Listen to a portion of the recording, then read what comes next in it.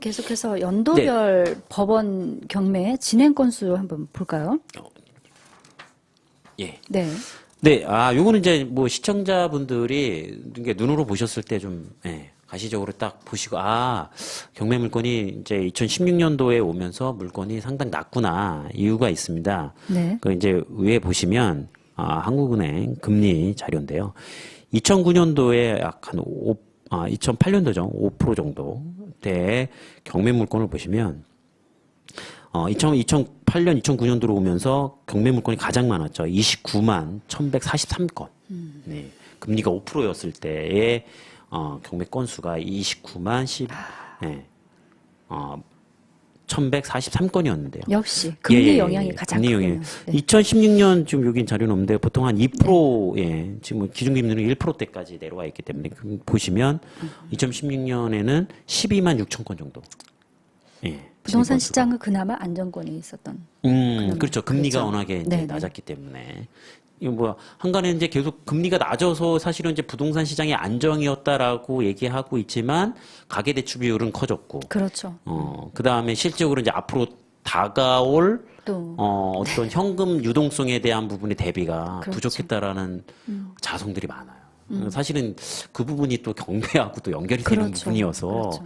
이거 뭐 저로서는 웃어야 될지 울어야 될지 사실은 조금은 예, 안타까운 부분도 좀 있습니다만. 아무도 없는 데서 웃어 주세요.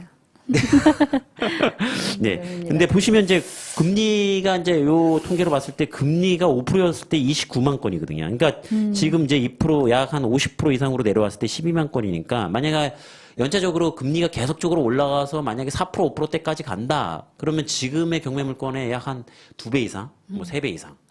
만약에 2009년도, 2008년도 때보다는 더 제가 보기에는 실적으로 가게나 기업이 유보하고 있는 자금, 그러니까 유보 그 자금, 현금 흐름의 자금이 아니라 유보하고 있는 자금들이 훨씬 적을 거라고 생각이 들거든요, 사실은. 그렇기 때문에 아마 29만 건 이상 아마 나오지 않을까.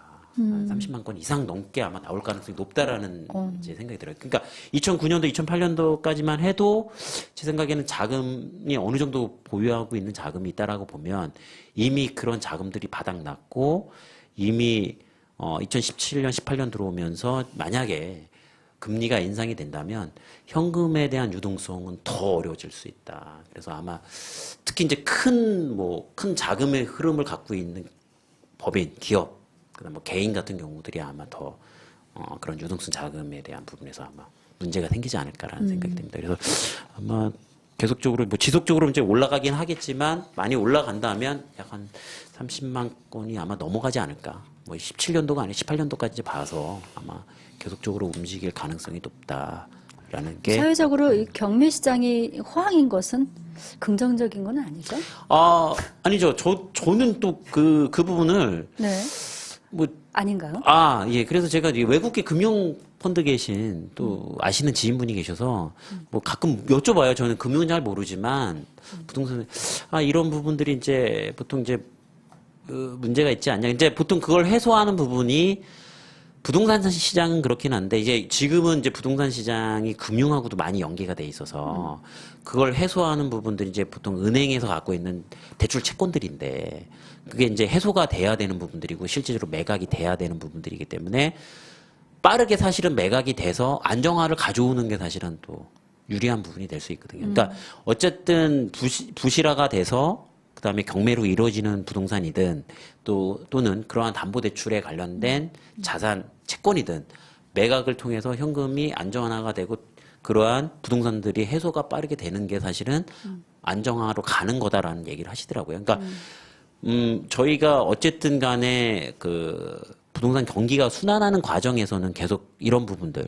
그러니까 거품이 일어나고 꺼지고 거품이 일어나고 꺼지는 과정들은 계속 일어나서 안정화를 가지는 계속 안정화가 있을 수는 없겠죠.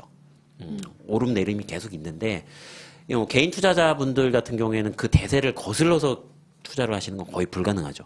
왜냐하면 그걸 버틸 만큼 힘이 없기 때문에 그 대세를 따라가서 수익을 득하시는 게 사실은 잘 맞고요.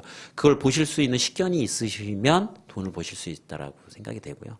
근데 그 기간을 이제 또 보통의 분들이 못 기다리시잖아요. 주변에서 프레스가 들어오죠. 야, 집값이 계속 올라가니까 빨리 집을 사야 돼. 근데 사고 나면 최고점에 사시는 경우가 상당수에 계신 분들도 있고, 아차하지만 또 경기가 내려가는데 또 그런 경기들은 또 흐름에 따라서 거품이 오고 다시 또 올라가고 또 내려가는 이런 계속적인 부분들을 하고 있는데 패턴이 지금은 경기 패턴들이 뭐 경매도 마찬가지지만 패턴들이 예전에 비해서 상당히 빨라졌다. 오르고 내리고 이게 여러 가지 이제 변수들이 우리나라 부동산 경기에도 영향을 미치고 있다라는 생각이 듭니다. 그래서 사실은 뭐 저희가 물건이나 물량으로는 충분히 이제 어떤 전망을 할 수 있지만 앞으로 이제 그러니까 실질적인 부동산 시장에 대한 전망들은 뭐 저 다른 전문가들이 더 잘 해주시겠지만 쉽지는 않지 않을까라는 생각이 들어요.